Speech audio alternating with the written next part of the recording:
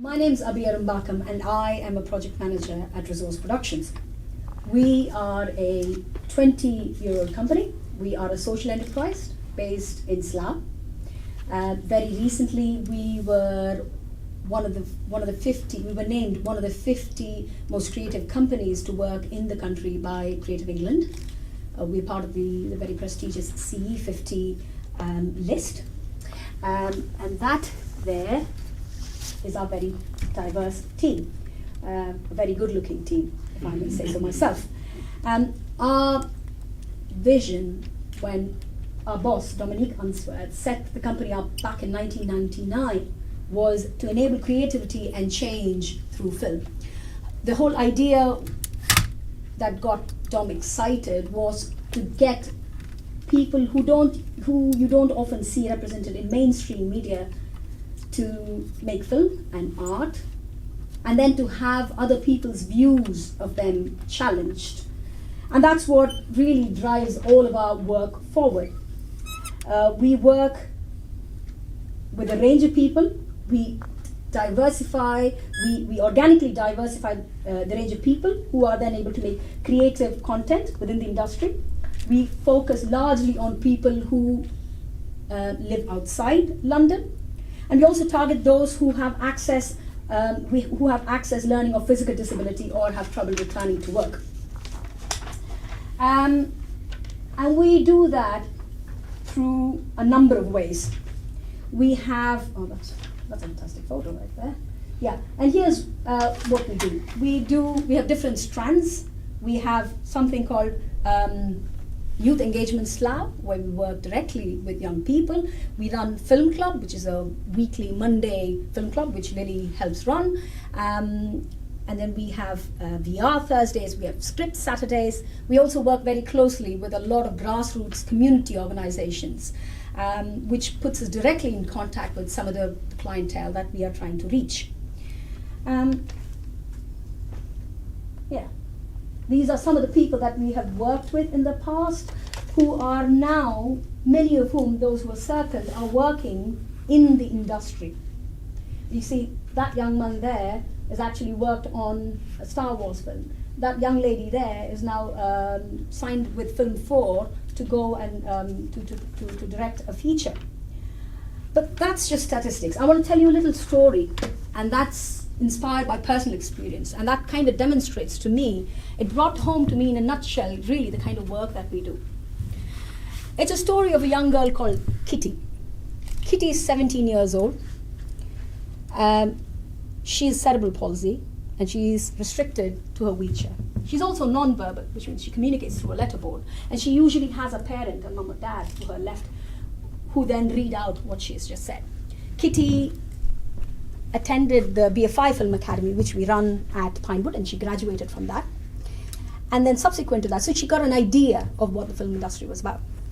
Subsequent to that, she submitted a film to us for the BBC New Creative Strand, which is a strand for 16 to 30-year-olds who want to make a film. So she submitted a story to us, and the story was called, the script was called Speak to Me. The whole idea of her film was, she has a bright, bristling mind. Unfortunately, the world was not willing to listen to her, and she was tired of being overlooked. So the whole script was about, don't ignore me, look at me, almost daring the viewer, almost challenging the viewer to not ignore her. And so when my boss, Dominique Unsworth, said, Abhi, go and talk to Kitty and find out and kind of develop her script up to scratch so we have a good chance of getting it commissioned, I got very anxious because I never engaged or interacted with somebody whose needs were as challenging or as diverse. And given the script that she had submitted, I was keen to get the tone right. I did not want to patronize. I wanted to speak to her, but I had to pretend that this was normal, but it was anything but normal for me. So I spoke to my colleagues, and I was kind of quite anxious, getting worked up. I turned up for the meeting. I spoke to Kitty, and it went fairly well. A couple of days later, I was at a conference on diversity and inclusion, and I was attending a session on unconscious bias run by Screen Skills, who you met earlier this morning. And in that session, really the message came home crashing. The facilitator said, the more you interact with people with whom you think you have little in common, the more you will realize how much you have in common. It's what Maya Angelou said, we are more alike than we are unalike. It's what the late, great Joe Cox said, we have more in common. And so it really hit home for me. The problem was not with Kitty, it was with me, that I had never so far until then gone out and engaged with somebody else. As the session with Kitty was drawing to a close, I was about to leave when Kitty's mum said, you know, she got into trouble at school last Friday. And I said, what for? And her mum said, for swearing. And I said, and I have a 17-year-old who had just done exactly that morning. We are more alike than we are unalike. And that's really what Resource Productions is about. We try and work with people who you don't always hear about, who you don't always see, give them a voice, try and challenge other people's perception. And that's what we do. That's what some of these people who've been through our programs have done. And these are some of the productions that we have managed to produce. Some of these people have gone on to work on mainstream productions. There's, I can tell you an example of a young lady called Shalini. She was a mother returning to work after a few years' break. She now works in the industry as a makeup artist. I can tell you the story of Angus, who came to us as a 14-year-old and joined the film club. And now he works, that's him right there holding the camera, he works in the industry. He worked on the last Star Wars film. And this is all made, and these are some of our partners and our clients. And I'm very proud to say that our boss, Dominic Unsworth, is the ambassador is the national ambassador for apprenticeship among SMEs. And we're very delighted that the DCMS, which this morning Margaret alluded to, DCMS's pilot scheme for apprenticeship in film and TV, Dom has tirelessly lobbied for almost 2 years, clocking up about 100 odd meetings to make that happen. So very pleased that has come up. But it wasn't always the case. Apprenticeship was not a natural option for us. Back in 2008, we were hit by the recession. We did not have money to hire another employee.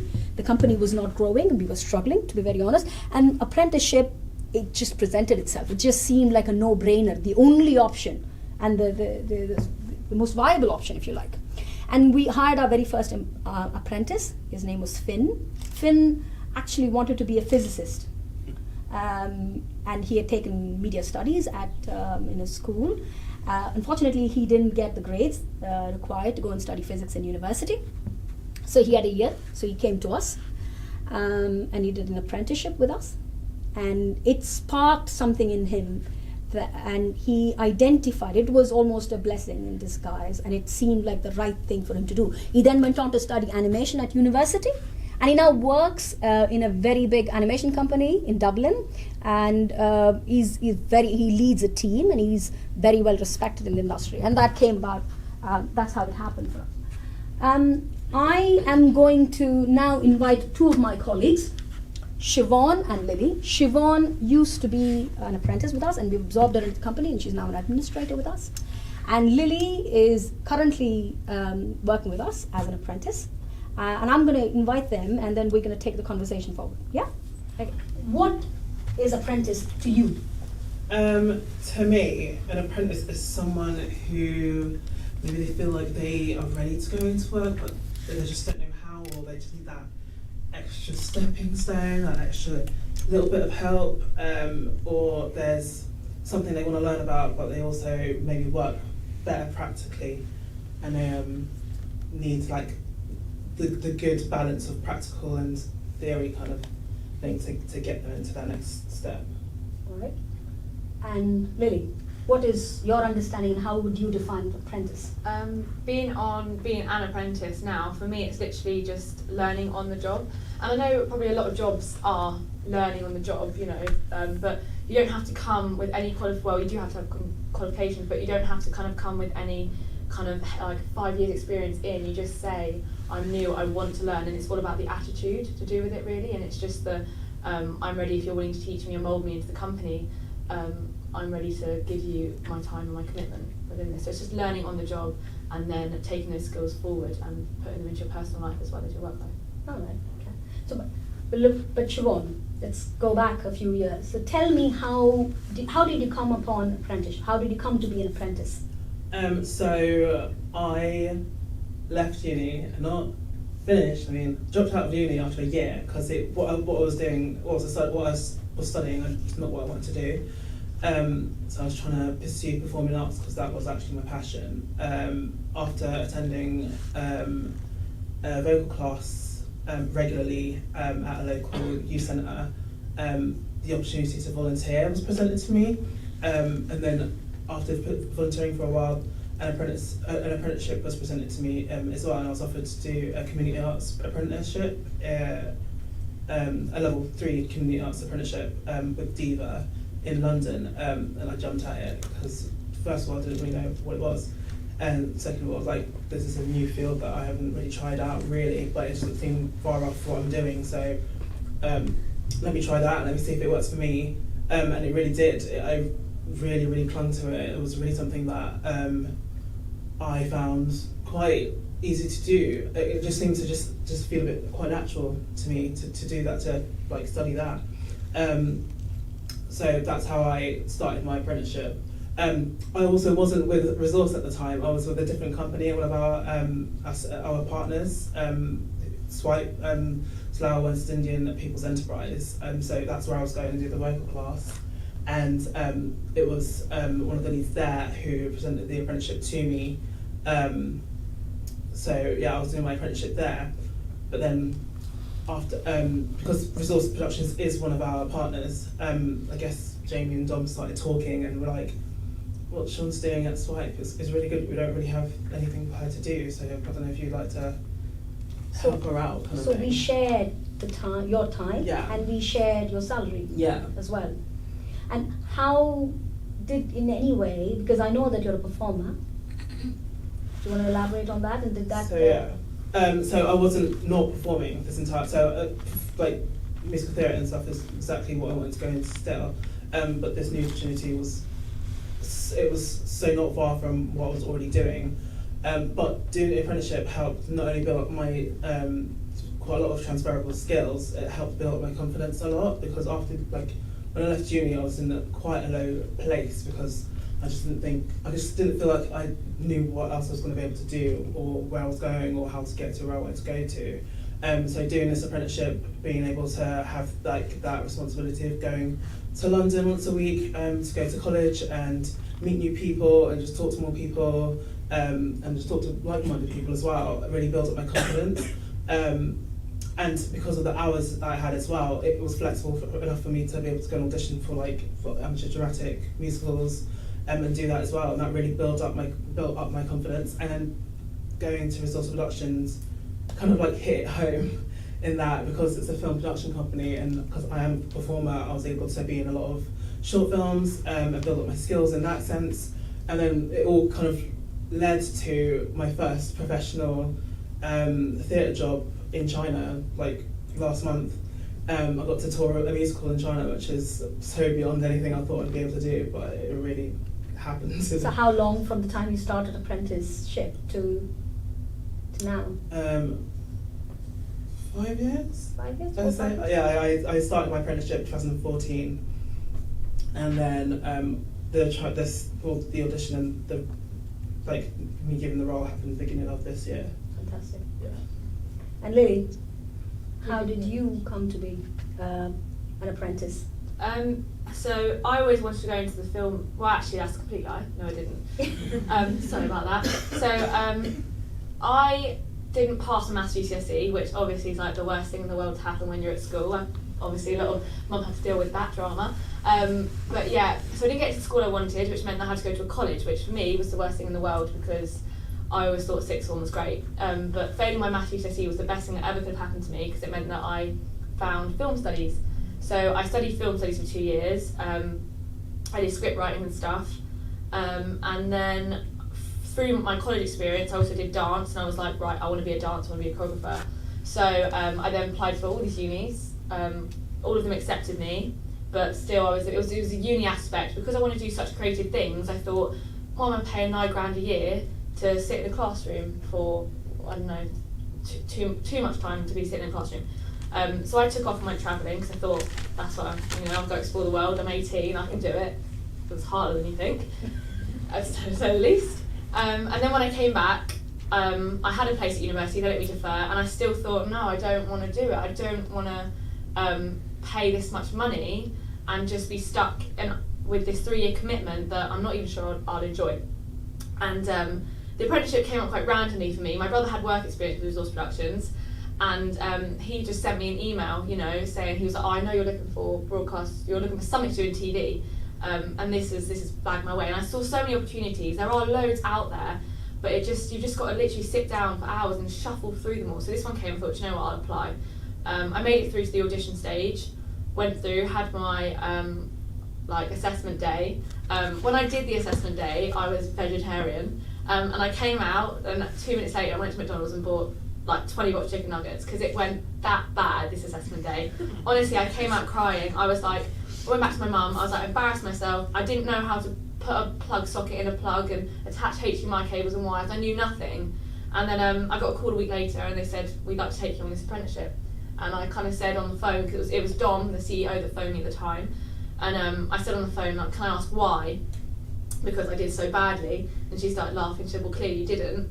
But for me, that was one of the worst experiences of my life that day, because I felt like I did so badly. But I realised that what it was is Resource saw that I had such an urge, such a need to be within the industry and to try. I really did give it my all that day. I remember, because I was thinking it can't get much worse than this. It did, but I was thinking it can't get much worse. It just got worse.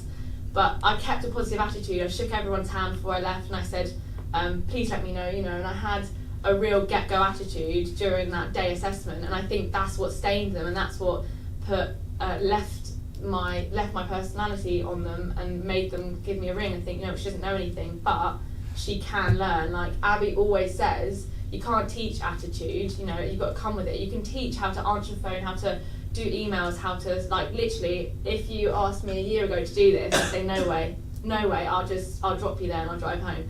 But there's no way I'm going to sit here and talk in front of a crowd of teachers. But I will now, because I've had a year's experience and it's quite good fun. So what is it that you do then? So, what level of apprenticeship and what's your job? We'll come to your apprenticeship job in a minute. Yeah. Me or Siobhan? Yeah, you Me first. Yeah. Okay. So I'm 20 years old. I'm doing a level 3 broadcast production assistant apprenticeship, but I'm on a levy transfer scheme. So I don't know if you know what that is. I'm still quite oblivious to it, but I'm just going along with it. It works quite well. So the levy transfer scheme with me is with the BBC. So BBC pay 10% and I'm able to hop onto their training provider, which is Allspring Media. So every 6 weeks I go along and I train with the BBC 2018 cohort. So I'm surrounded by 20 creatives that are currently working in radio, in entertainment, in factual, and we report back, and it means I have a good networking pool from my training provider. And Siobhan, what was the name of the apprenticeship? What was the level that you did, and what was it in? I did a level 3 community arts apprenticeship with Diva, who I think they're still doing apprenticeships now. Yeah, they're based in Stratford. So community arts is basically just the way to keep the arts running in your community, which was to a T exactly what I was doing at the time with Swipe. It's that we were holding music sessions and police cadets as well. But music sessions really trying to keep that going in our community, because it seemed to be dying out a little bit and we wanted to keep it going. So that to a T was exactly what we're doing, and even when I went to Resource, it's still the same, trying to keep the arts alive in our community. And I learned a lot of different skills that and things and different aspects of the arts that I didn't even know about, I didn't even know existed. That was a good course. That was a good course, yeah. But there is a lot of, I do not know if you had any myths or misconceptions about apprentice. So maybe I thought it would be a good idea to have some of those myths mentioned and then see. Yeah, so that is a common, they are young people, but that apprenticeships are just for young people. Does anyone agree with that? Is there anyone that thinks, yeah? Okay, I'm glad. Yeah. It's a myth, because yes, Lily and Siobhan are young, but if somebody had applied, somebody who's 40 and has transferable skills had applied for Lily or Siobhan's job, it's very likely that we would have considered them for that particular job. Yeah. Yeah. So, well, how old were you when you started your apprenticeship? I literally was inducted on my 23rd birthday. Yeah. So I'm actually quite young. On my cohort, they say you can't be graduates, but some of them are coming out. I think one boy I know, he's got 3 degrees and 2 MAs. I don't know why. But he's done all that, and then I'm still on the same position as him on the same training scheme, and he's 28. I'm actually the youngest one at the age of 20. I think there's a girl that's 19, but she's not much further behind me. So we range from 19 to 28 as a cohort, all different ages, all different backgrounds. So yeah, it's definitely for all ages. And my dad did an apprenticeship at the age of 30, I know, that's how he's been upskilled. And also I attend a lot of apprenticeship meetings, and I'm realising that big companies, so electricians, carpentry, they're actually using apprenticeships now as a training scheme. So they're using an apprenticeship to skill up current staff so that they're fully aware of what's going on in the current world and working place. So yeah, I think they're definitely for all ages. Mm-hmm. That's another one. Mm-hmm. Apprentices mostly make tea and do odd jobs. Yeah. No.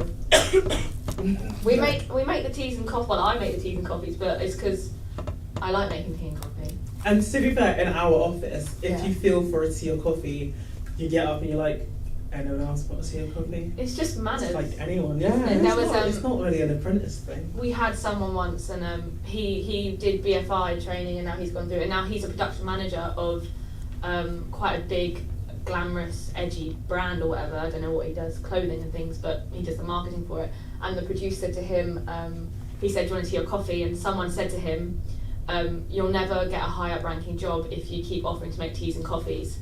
And that stuck with me, and I'm telling myself that I will never be so impolite as to not offer. But it's just it's tea and coffee, isn't it? It's not no job. Basically, tell your students no job is ever below you, ever.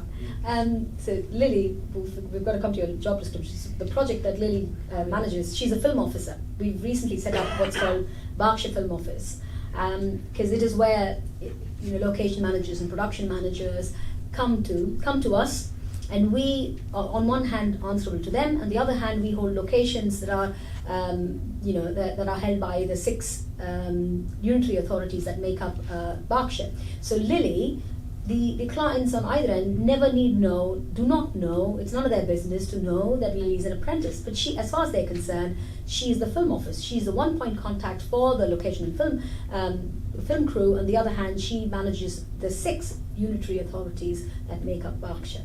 And she makes excellent tea. Thank you. So, yeah.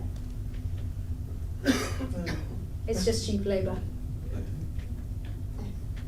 Yes. There is a minimum wage, but it's minimum. Yeah, it is. Yeah, it's minimum. So you can, yeah? Mm-hmm. Yeah. And at the end of the day, with all the training that you get behind this, like I was explaining to Abby earlier, we go on training weeks. Obviously, you did university. We did something. We did a day where we would go up every single Thursday. We'd go up to where we hold the Deep Centre in Canary Wharf.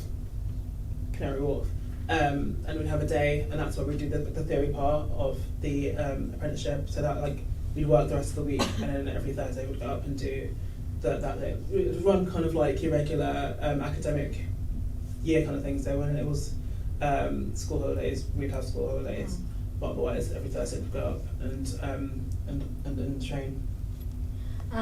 One of the other things that really struck me earlier when we were talking was an anecdote that Lily mentioned. About the training. The training is beyond just what is on offer at the job or what you might get in a classroom, but sometimes you just pick up organically.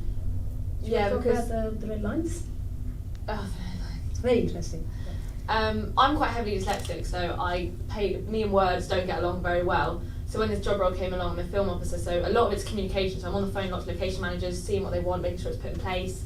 If things don't go right on a shoot, I'm first point of contact because I'm in the area, and I have to the very first thing I did, I've been working there for a week, I hadn't even got an email address yet, and I got a call out because some police had been called for a disturbance on the Killing Eve shoot, and I rocked up in a high vis, not having a clue what to do, And I'm confronted with Jodie Comer's over there, you know, you've got like Rachel, all the big stars standing around, and I was 19 at the time, 19-year-old expecting to fix a problem with local police and talk to residents, and it was really, really challenging.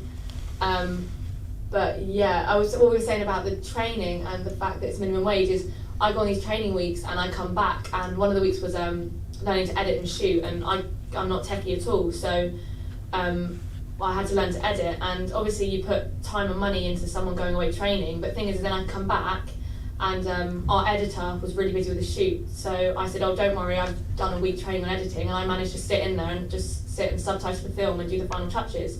So yes, you're putting money into the training and I've gone away and done that, but then you get more out of it because I've come back way more skilled and I'm able to fill another position within the company. Siobhan? Yeah. Oh yeah. I mean, yeah. Basically, there's so many skills that you learn that you don't already know when you need to go out and do your training. So like to say it's cheap labour. Mm-hmm. No, that's. But it's often the misconception. That's what I'm Yeah. telling you exactly what it It's is. just, There's no job at the end of it. Siobhan. Well, it's not. You're not guaranteed a job, but most of the time you will probably end up with a job at the end of it. I think the thing is your attitude. It's how you've done the job that you've been in while you're doing your apprenticeship. If you have been just mucking around the entire time, then I wouldn't expect a job at the end of it because you haven't put in the work to like earn it. I must admit, when I came to the end of my apprenticeship, I think mainly because it was a bit of a limbo in that I was technically still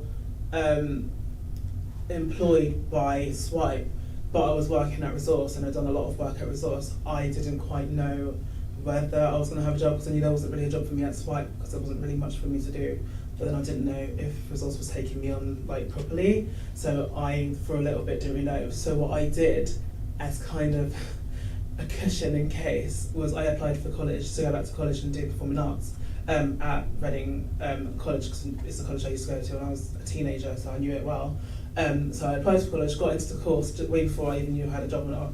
And everyone was excited, everyone was really supportive, it was great, and then Tom offered me a job, and I was like, oh, that's brilliant, and then I was like, I'm also going to college. What's going to happen? But luckily Dom's an amazing boss, and she's an amazing boss, and she said to me, it's completely fine, we'll support you the entire 2 years that you're at college.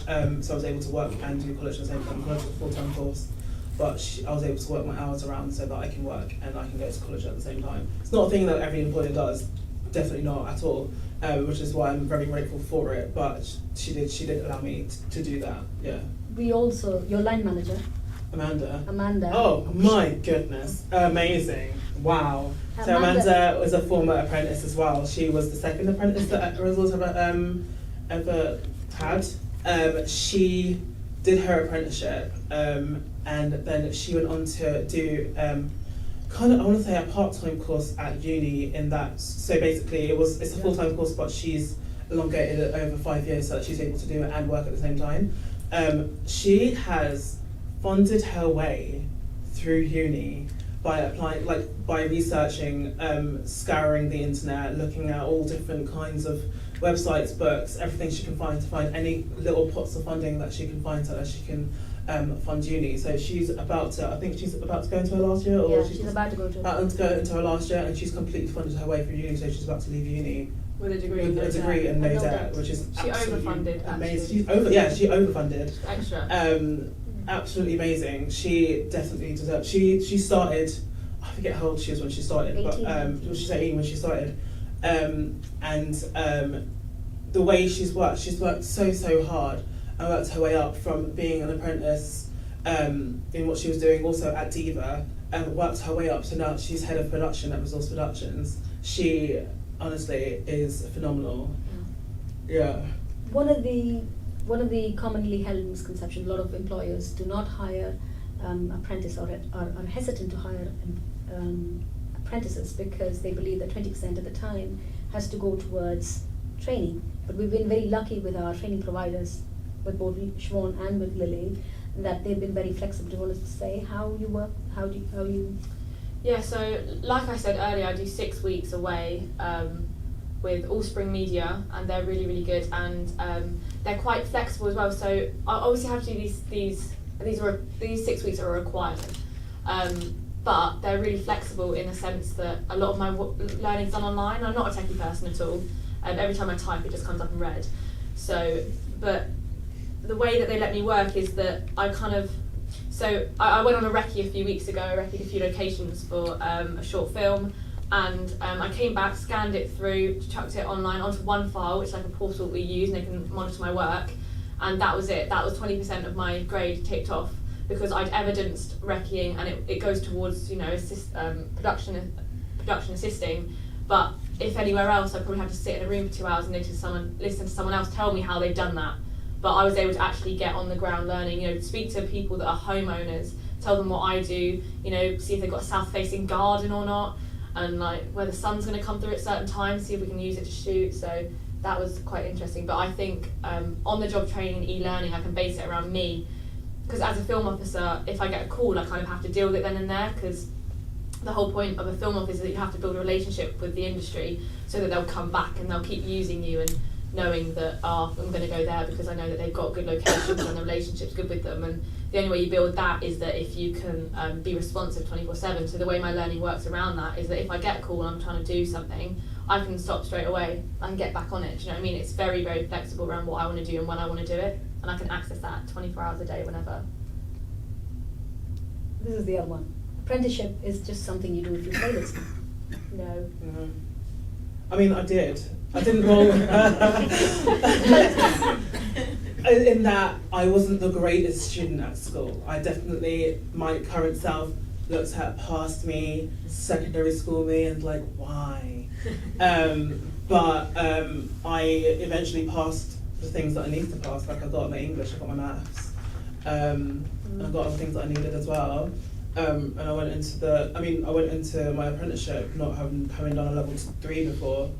I still had to retake my English, because if you haven't done a GCSE, like your maths, English or ICT for a while, I think it's 10 years. Yeah. That might not be right, or 5 years or something like that. I think it's 5 years.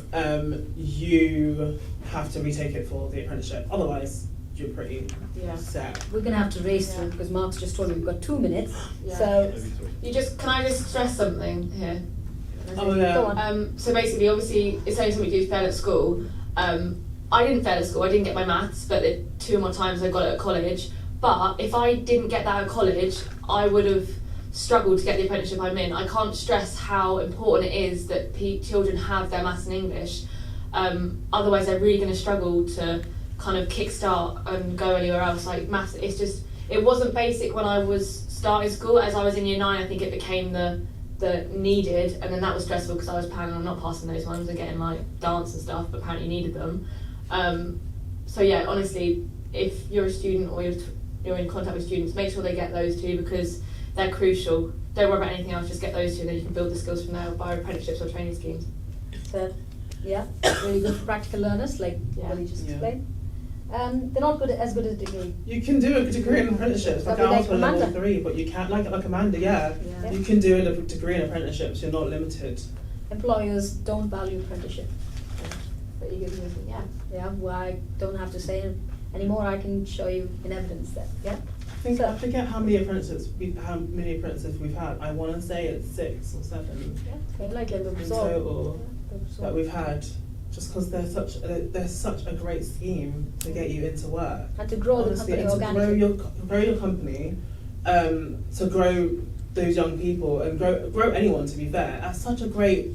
Just think about the fact that you're getting a good education and you're also getting the practical skills as well. Like, it doesn't happen all the time. Yeah. Sometimes you just go and do a course and then you just get like a week or something of work experience, which is all right, but you don't really get those real life challenges, the real life responsibilities, the real life things that get thrown at you. Like, that's such an important thing to be able to move on and be like a contributing human being in life. Like, an apprenticeship, I feel like it's just such a great scheme to really drill into students' heads, that like think of all the different possibilities that you're unstoppable, really. So I know we don't have time for questions, but that there is our our URL. So if there's anything at all that we can help you with, please do not hesitate to get in touch with us. Thank you so much.